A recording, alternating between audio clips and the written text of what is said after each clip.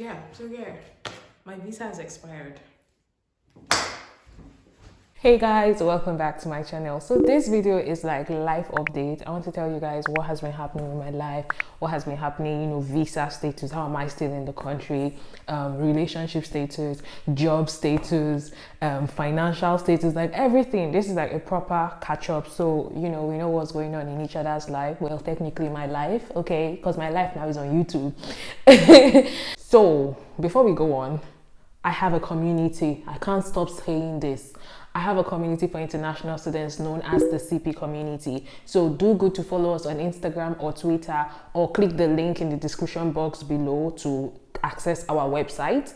Okay, so join the community now so you can, be a part of what's happening. Without further ado, is it ado? What is that? Without further hesitation, let's get started. Okay, so yes, my visa has expired. Then how am I still in this country? Well, that's the gist I want to give you. My visa expired at the end of January. Okay, so I'm supposed to have left the UK since, all right? But a lot of things happened. So before I jump into that, let me give you some backstory. So in December, a friend reached out to me and said, oh, since I'm looking at options to stay back in the UK, I should apply for a visa known as the Global Talent Visa. The Global Talent Visa, like the name, is for people that have that are talented, so they can stay back in the UK and build the economy and contribute to the economy. And the person was like, oh, with the work I'm doing with international students, that I should actually give it a go. That's how I read the criteria for the visa, and I felt, okay, you know what, I think I meet the criteria, so I applied for the visa, and then I paid £456 for that visa, and they were to get back to me after a couple of weeks. But then for this visa, you have to get an endorsement. So a body in the UK has to endorse that, yes, you are talented in this area. So me, I went for tech because I'm quite skilled at tech, even though it's not like what I studied. So the people that were to endorse my visa, they are known as Tech Nation. If you Google it, you'll find them, Tech Nation. So I had to apply for an endorsement. So they had to say, yes, this girl meets technological talent, so you people should give her the visa. I applied to Tech Nation, and after a couple of weeks, I got a reply from them. They said, unfortunately, that I did not meet any. Literally, they said I did not meet any of the requirements for the visa, and as a result, they cannot endorse me for this visa, so I can't get it. And then Home Office, which is the visa office, sent me an email that yes, they can't give me the visa.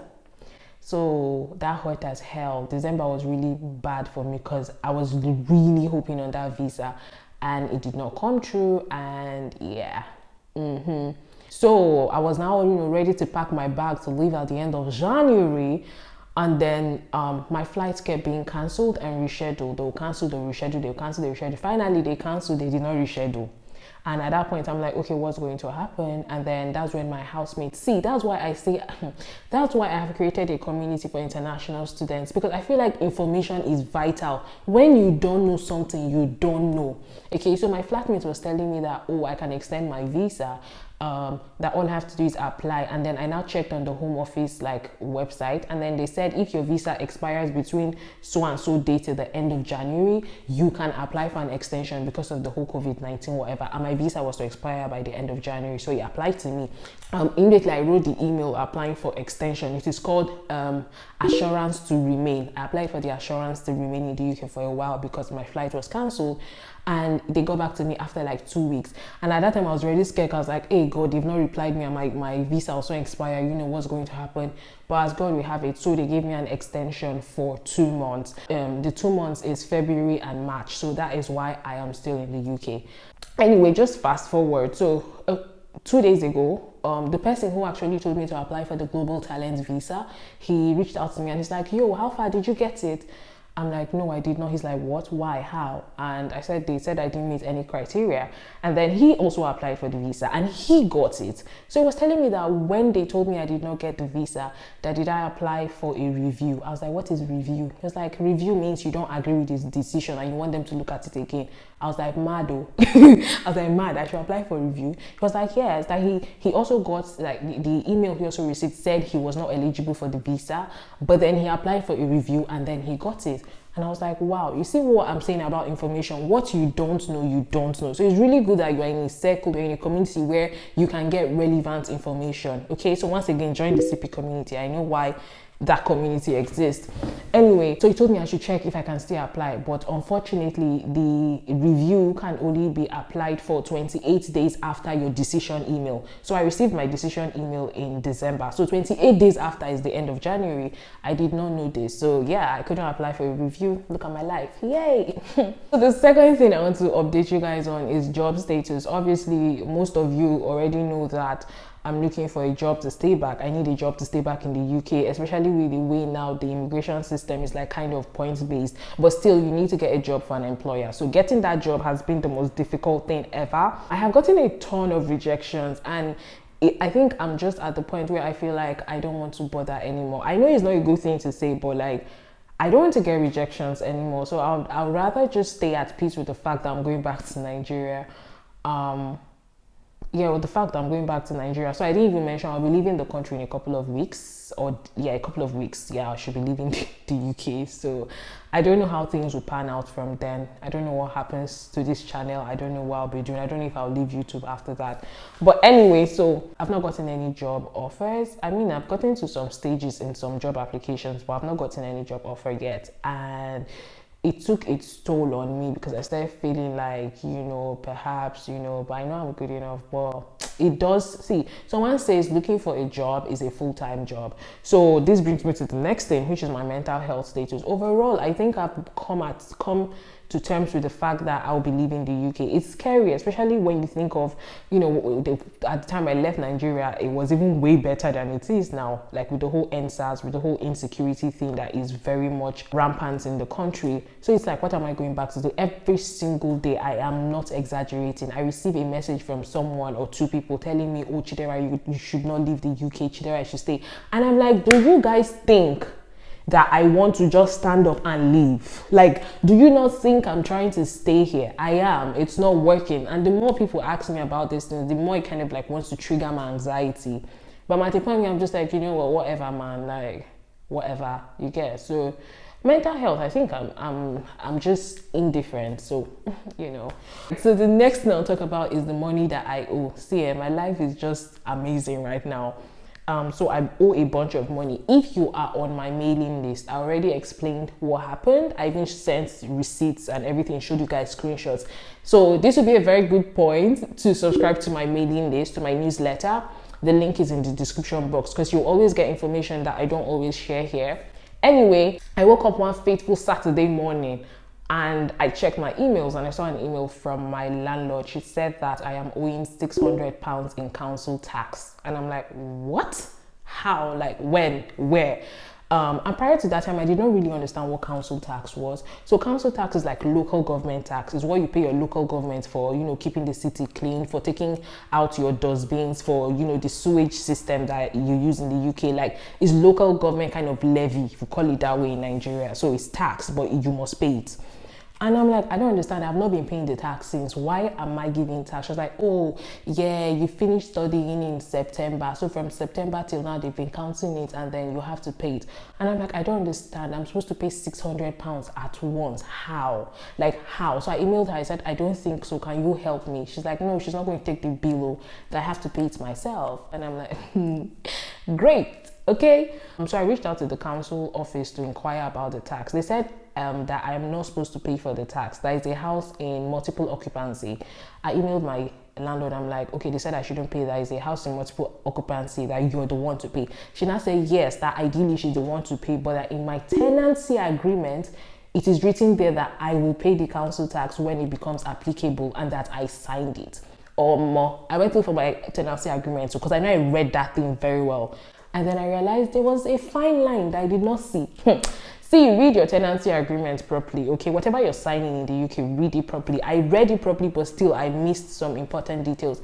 Apparently, it was written there that I will pay council tax when it became applicable. But because at the time when I was taking this house, I did not know what council tax was. I did not give it much thought because I knew that on the bills I was paying, I know council tax was not there. So I was like, become applicable. Applicable when? You know, like I was like, it will never be applicable because ideally I'm not supposed to pay it because Like what I was paying was rent and gas and electricity. So I knew that I wasn't paying council tax. I didn't give it much thought.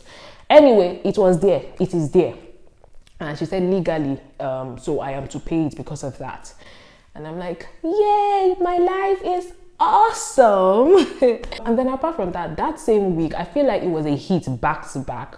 That same week, my flatmate also told me that electricity and gas bill is up, okay, that we have to pay that week, and it's £110. And I'm like, yay, could it get any worse?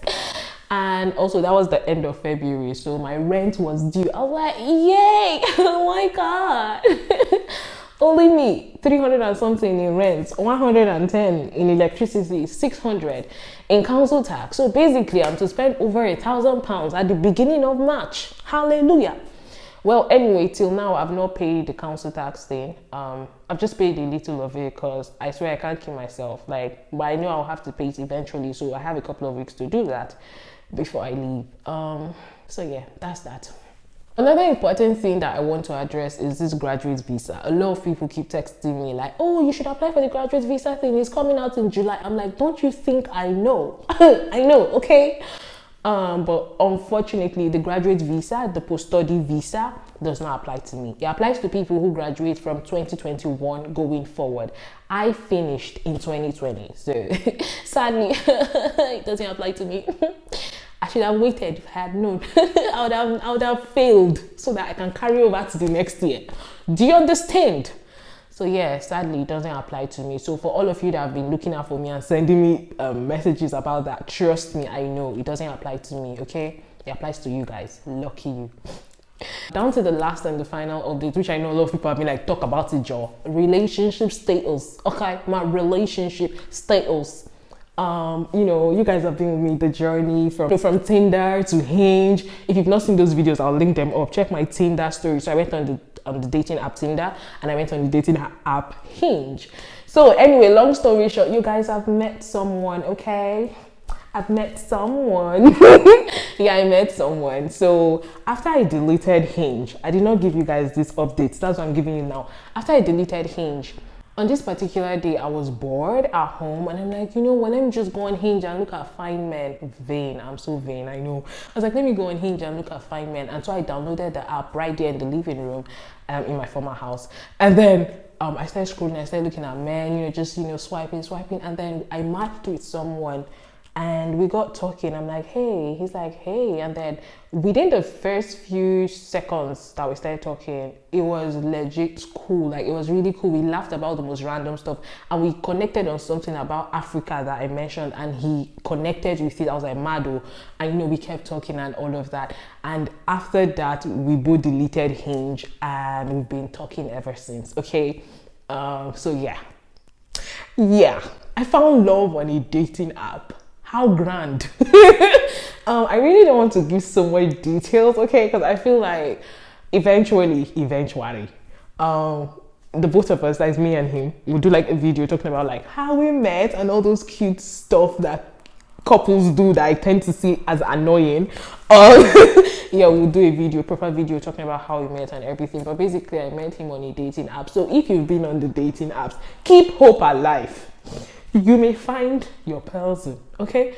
And so yeah, we've been dating for 6 months now, and it's been amazing. He's like the best human being ever, and he has the most beautiful smile ever, and he's like super cute and super kind and very patient. He's really patient with my nonsense. He's very patient, and yeah, it is what it is, innit? Okay, you guys, so we have come to the end of this video. I've caught you up on everything you need to know. Okay. So yeah, I don't know. I think I have a couple more videos to make in the UK, maybe like 2 more, 3 more, and then I'll be out of here and back to my country, Nigeria. Back to Nigeria. Yay. How did my energy go from 0 to 100? It baffles me all the time. Anyway, till next time, guys, please do not forget to like this video, subscribe. I take or beg you, subscribe. This channel be like saying, no, they grow again since today for 6,000 subscribers. Wait, am I a joke to you? Am I a joke to you? You better hit the subscribe. No, I beg, no vex. I beg, hit the subscribe button. I beg. So like this video, share, drop a comment, let me know what you think. Until next time, guys, bye.